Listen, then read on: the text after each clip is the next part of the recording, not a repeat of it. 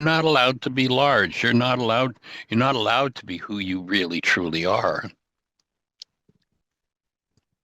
You're not allowed to be better than us. You're not allowed, and there's an us in the book. We did some research on it. It turns out it was just a book written by some guy, but it had become so pervasive in the culture, and it ties in. It would be a power person message about what you're not supposed to and not allowed to do. You can't be too knowledgeable. There was a whole series of things. Anyway, it feels a lot like that conversation would be useful here. Mm. So if Jeanie can find it. Oh, Jeanie's a genius. That's why the Hmm. first part of her name is Jean. Genius. There you go. Blessed. Yeah. So joining you and having more fun in going through those journals and allowing yourself, in the Aramaic, the word heaven can be properly translated as expansion. So I hold Mm-hmm. the space for you to expand into your true natural state rather than being restricted by that scar tissue. Mm. Thanks. That's good. So full blown, because we're all designed to be that large Mm. in our own way.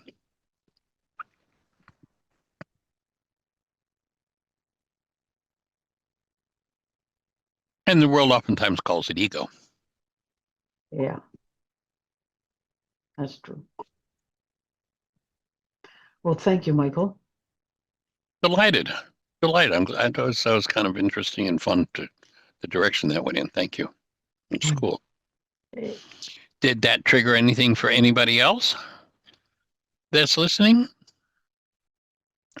Thoughts to share on what we've been talking about?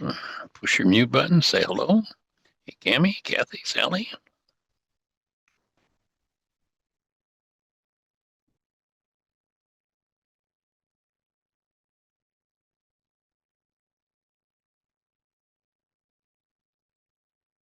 Well, I wished I had caught that first part in the recording, but between changing him and him fussing, I didn't get there in time to hit the recording button for 20 minutes. So That's okay. my apologies.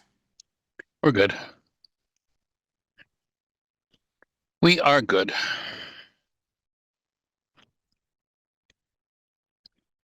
Welcome, Terry. Glad you're here.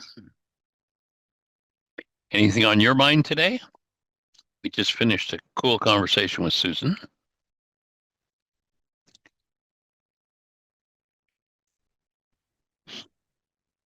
Just joining, listening. I'll be catching up as the conversation unfolds. Cool. Awesome. Welcome. Glad you're here. Delighted that everybody that's here is here. So I was having a conversation with someone this morning, and my inclination for the show was to go in the direction of explaining what took me literally 35 years of working full time with these tools to understand. And that is the core, because it's so key, it's so important. And that is, what is forgiveness? How do we forgive? And of course, we talk about canceling goals, but a lot of times people become very resistant when they have a truly wonderful goal that is the driver for something very painful for them. And it just doesn't make sense until you understand how the mind works. As I say, it took me literally 35 years to comprehend this. And start out with a piece of basic research that, everything's built on here. And that is out of Harvard back in the 1950s. It was a gentleman, not remember his name, George, somebody, who was a psychological researcher. And they hooked people's brains up to electrodes and measured brain cell firings. Miller. George Miller, that's it. And what they discovered was that in a time frame, and the time frame was about a 25th of a second, they could measure the electrical firing of approximately 10,000 brain cells. In that same time frame, what they discovered was that the bulk of that information firing was unconscious or hidden, and that the max amount of data that that a person could focus on in that time frame, that a person could be conscious of, that the perceptual construct of the mind was made of, was 7 bits of data plus or minus 2, so a maximum of 9, a minimum of 5 bits of data. The person who would be working off of 5 bits of data, we'd say that would be the person who's perhaps, mentally deficient. The person who's got 9 bits of data, we say, now there's a bright mind. There's somebody who's really rocking. And to recognize that out of those 10,000 brain cells firing, and then who knows what the quantity of data is that's held in a human form. I think that our physiology is the original magnificent hard drive that holds information. That if we took every Cray computer in the world and chained them together, we wouldn't, Cray being the big giant computers, we wouldn't start to approximate the capacity for one human structure. We have stored, I talked the other day, 97% of our DNA in the original, beginning to understand DNA, they said it was junk. There's only 3% that they could see had a use. The rest of it was just junk. Well, the offering is, no, it wasn't junk. It is literally a multi-generational database, like this mass, how many quadrillion, times in number, how much data is there. And the power of a goal and the function of a goal. When you load a goal in the mind, you create a stress. That stress is life-giving. That stress is necessary. Without stress, we'd be dead. When I load a goal in my mind through resonance, and resonance moves in an instant, what is the law of resonance? Simple metaphor, or not a metaphor, simple to understand. I have 2 tuning forks. They're both middle C tuning forks. They're both standing still, and I hit one of the tuning forks on a desk, and I put it in front of the second tuning fork. The law of resonance says because those 2 tuning forks have a matching atomic magnetic structure, the one, when it starts moving, sets up a frequency that matches the atomic magnetic structure of the other, and therefore it is instantly transferred. So the hitting the one tuning fork on the desk and putting it near the second tuning fork, there's a transfer of energy that begins motion in the second tuning fork. That's resonance. That's the exchange, literally when the atomic magnetic structures are the same. There is that exchange of energy. So when you load a goal in your mind, it sets up, it is a frequency. And in the same instant as, in the same as when you hit that middle C tuning fork on the desk and put it in front of a second middle C tuning fork, that second tuning fork starts to move instantly. In the same way, when I load a goal, the frequency of that goal goes through the whole multi-generational database. And wherever there is resonance, the data that's in resonance with that goal, there's an instant energy transfer, and that data is recruited or set into activity. So the goal, much like the recruiter in the, for the football league, the pro recruiter goes out to all the colleges, excuse me, and looks for football players that are appropriate for his team. So he goes out, might cover the whole country, 100 different colleges, and comes back with 12 players that are appropriate for what his goal is. Well, a goal in the human mind is the recruiter. And by simply setting it, the instant you set it, anything that's in resonance with it starts to move.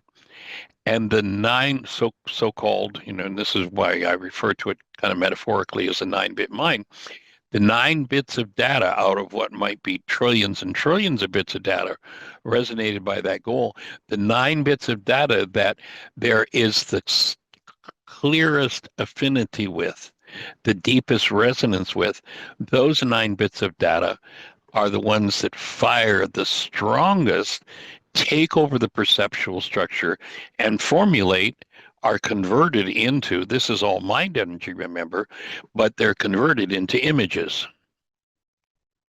One of the things that the human mind has the ability to do is to take a thought and turn it into a corresponding image. You've got a television set. There are no pictures in your television set. How come I'm looking at a picture? The television set has the ability to decode information carried on the signal, and that information, which would be comparable to the thought in our minds, is converted to a picture. That's the ability that you could take every atom of that television apart and you will not find a picture. Well, how come I see a picture in the television? Because the decoder takes that information and it has this capacity to turn it into pictures. That is, to cause the data to hit phosphors of light and cause that light to light up in the way that we see a picture. Well, in the same way, when I load a goal in my mind, that goal, the data that resonates the strongest is mind energy, it's information, and that information is converted by the mind into pictures. So if I've got information in my mind about Bob, true or untrue, I'll see a picture in my mind of Bob. If the information's untrue, I'll see a debilitated picture of Bob.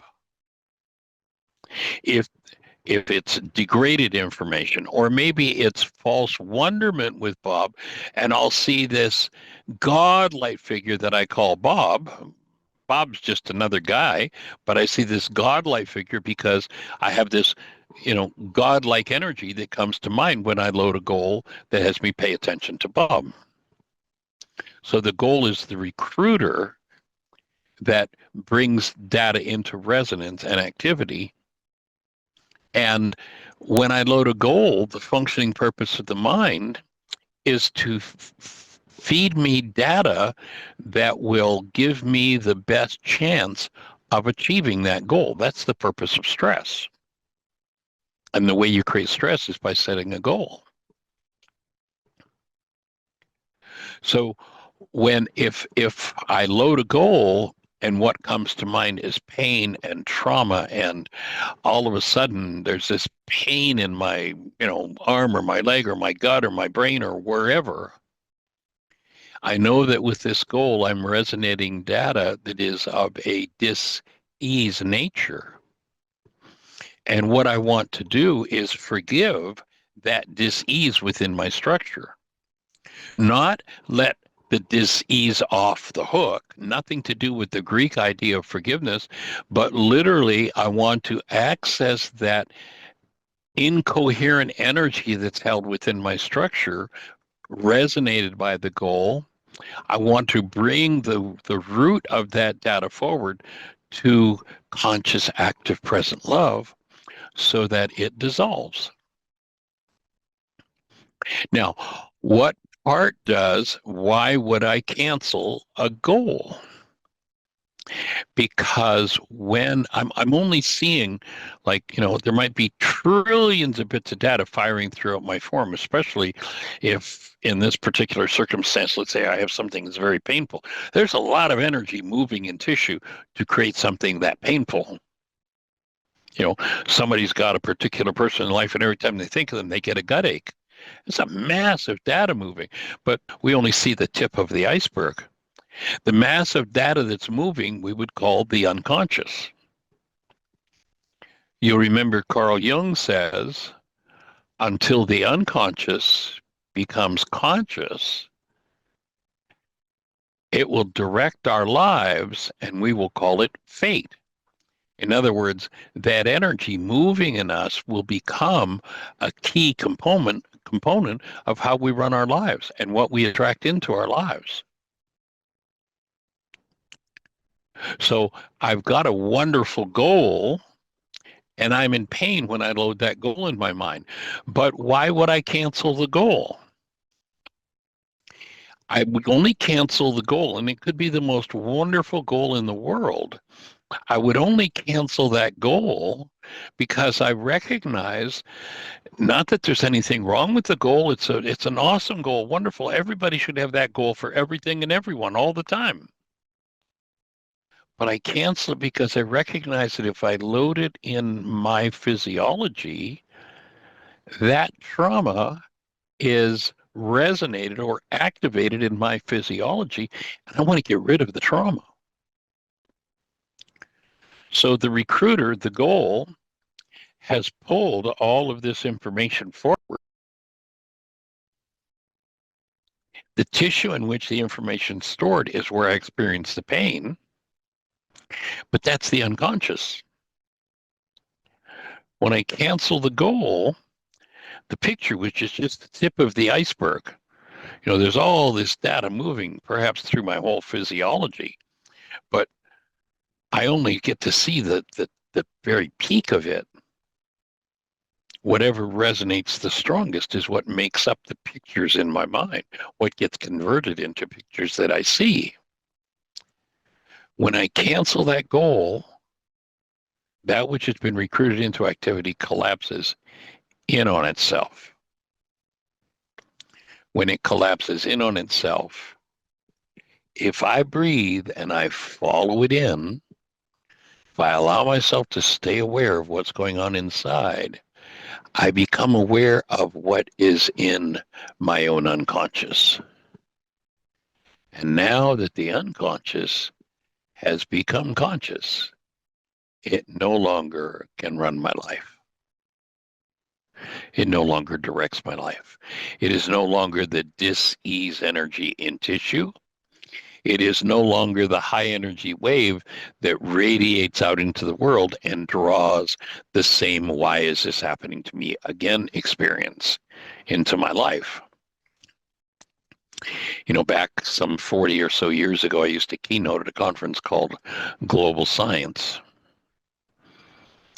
I think about the gentleman who ran the conference. He's passed now, and I just honor him and send him a blessing. He did a lot of work. His name was Dean Stonier. So, Dean, we acknowledge you, but I used to keynote at this conference, and one year a gentleman named Marcel Vogel came to the conference. And this really ties into why I want to cancel a goal. Marcel Vogel is a man who worked for IBM. He was actually the only non-degreed scientist that IBM ever had on their staff. And the reason he didn't have a degree is because he was such a genius, nobody could teach him anything. He is the individual that, while he worked for IBM, discovered, created, fabricated the magnetic coating that is on your hard drive that allows your hard drive to store information. That's a piece of Marcel's work. That's the kind of mind he had. At the age of 11, Marcel invented chemical light and patented it at the age of 11. His family didn't have the money for an attorney. Chemical light being, you go to a football game and they have light sticks and you break the inner chambers of the light stick, you bend it and they break, the chemicals mix, then they light up. Marcel invented that at the age of 11. Well, I knew Marcel when he was in his 60s. Really, really amazing, sweet guy. Bless his soul for being on the earth. Pretty cool. In any event, Marcel was also keynoting at that conference. And the thing he keynoted about was a camera called a Delaware camera. It was invented by a man named George Delaware in England. And it was not the same as your, camera where you flip the shutter or the shutter opens when you click the aperture opens when you click the shutter, and whatever light is in front of the camera gets registered on the photographic plate, and that's what you get a picture of. In front of the lens on the camera, there was a tuning mechanism like a radio tuner, and you could attune it to different frequencies. If there was an object in front of the camera, or an energy, I should say more correctly, an energy in front of the camera that the camera was attuned to, then that would be what would show up on the photographic plate, even if it was not physical. It would be like, having a camera, there are no pictures in my TV set, but the TV's turned on and the screen is black, but the TV's operating. Imagine I could take a picture of the frequencies of the signals coming into the TV, and I could see that on my photographic plate, even though the TV itself was turned off. That would be what this Delaware camera would be like. So if you had something in front of the camera and click the aperture, what registered on the photographic plate, if the tuning mechanism were tuned properly, would be whatever that energy was. For instance, I've seen pictures taken of an acorn with the Delaware camera. And what shows up on the photographic plate when you take a picture of an acorn is an oak tree. And you say, wait a minute, Michael, now how could that be? There's no oak tree there. That's an acorn. Right, but think about it. Has anybody ever planted an acorn and gotten a Volkswagen? Or a rose bush? Or a carrot? Or a tomato? No. Every time you plant an oak tree, every time you plant an acorn, you get an oak tree. Obviously, in the acorn is the pattern, the instruction set, the frequency, the image of the oak tree. On some vibratory level, it's there. The Delaware camera could attune to it and take a picture of it. The same way as here I am sitting in the room right now, and I say, well, there are no television stations in this room. There are no pictures or sound. And that's right, there are not. However, on another level, we know there are. If I turn on the TV, I could perhaps tune into 100 or 1,000 different channels. Those energetic frequencies are all in the room right now. Even though I can't see them, I have to have the right decoder. Well, guess what happens? If you live in denial and have dissociated from something in your mind, that which you hold in your mind sets up a high energy wave. That was the upshot of Marcel's presentation that year. He was showing us the high energy waves he could take a picture of, the high energy waves that leave the mind when we think a thought. So if there's something I've denied and dissociated from in myself, then I have shut down, I have press down this energy. And by pressing it down, I've intensified it. And there is this high energy wave that Marcel could actually take a picture of, radiating from the mind. Living in a world of resonance, who's going to show up? And what's going to tend to incline people to certain behaviors is the energetic patterns that I hold in me that are the strongest. Those things are held in the unconscious. If I'm in denial and dissociation, and I'm destroying myself with that dissociated content, that pained content, because life abhors death, life says, I'm going to send you somebody with the decoder. I'm going to send you somebody through resonance who knows exactly how to activate or resonate that which you've hidden or are trying to hide and dissociate from in yourself. So when there's something we don't want to deal with, the purpose of life is to bring us somebody with the decoder, and it happens through resonance. Same principle. Attraction. If someone shows up and resonates something that I've dissociated from in myself, their resonance is going to bring that up in me, but I'll only see the tip of the iceberg. How do I get down into the deeper part? I cancel the goal that drives that perception. That perceptual construct collapses in on itself, and now I have access to that which I have refused to deal with in myself, that which I project onto others.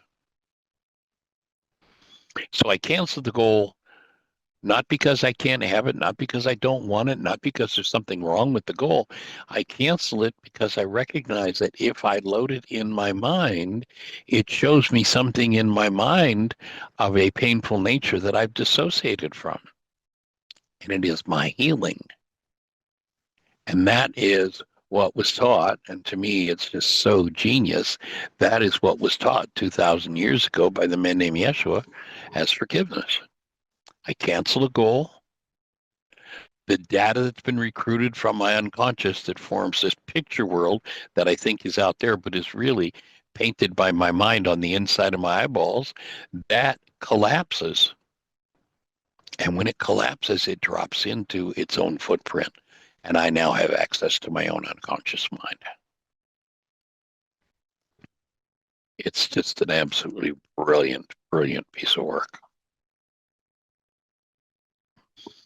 The same principle, and it's the only other place on the planet that I found it. The same tool, precisely as taught in the first century Aramaic, shows up in one other place on planet Earth, and that's A Course in Miracles. And over the years, I've worked with hundreds of Course in Miracles students, and I've never met one who knows what forgiveness is or how to forgive. But the Course is very specific, and it's precisely the same as the Aramaic. I did not understand it in the Course until I had the brain cells for it from the Aramaic. And then when I saw it, wow, here's the instruction on forgiveness from the Aramaic. Precisely, word for word. Let go all the things you think you want. What would that be? Your goal. You cancel your goal. What is Aramaic forgiveness? Cancel the goal that's driving the perception. So quote again from Course in Miracles, let go all the things you think you want, your trifling treasure. And the Course calls virtually every goal that we hold a trifling treasure. Compared to the goal of living truly as a human being, living as conscious, active, present love, in relationship with conscious, active, present love, which the religions called God. It's the relationship we're designed for. Until we have that, Everything else is baloney. Everything else is a trifling treasure. So the way the Course describes how to forgive, let go all the things you think you want, your trifling treasure put away, and leave a clean and open space within your mind. What happens when you cancel a goal? Everything that the goal recruited into activity when the goal is removed collapses. Now, what do you have? You have a clean and open 9-bit mind. There is nothing occupying the altar. The name of the conscious mind, another name for the conscious mind is altar, not ALTER, but not ALTAR, but ALTER is where you can alter or change content. Well, you don't just have the top bits of data formulated into a picture as a result of a goal. You've canceled that goal. You have access to underlying data, which you allow to come forward with the breath. And you remember in step 4 in the worksheet, what do we do first? You you bring forward in step 4 in the worksheet, you bring forward, tap into the active presence of love. If love is present and you cancel a goal, whatever is under the surface now is processed out. Remember, we defined in this work processing as the ability to keep love conscious, active, and present when something less than love comes up. If love is present and a disintegrative or an off the mark quality of energy comes forward in the mind, that energy is unraveled and undone. And it is that unraveling that is forgiveness. And so I hope that fits and makes sense. Leave anybody with a question? A thought? Push the mute button. You have a thought to add? Otherwise, it's 2:00 and I'll just say thanks for joining us. Much, much appreciation. Hope your days are blessed.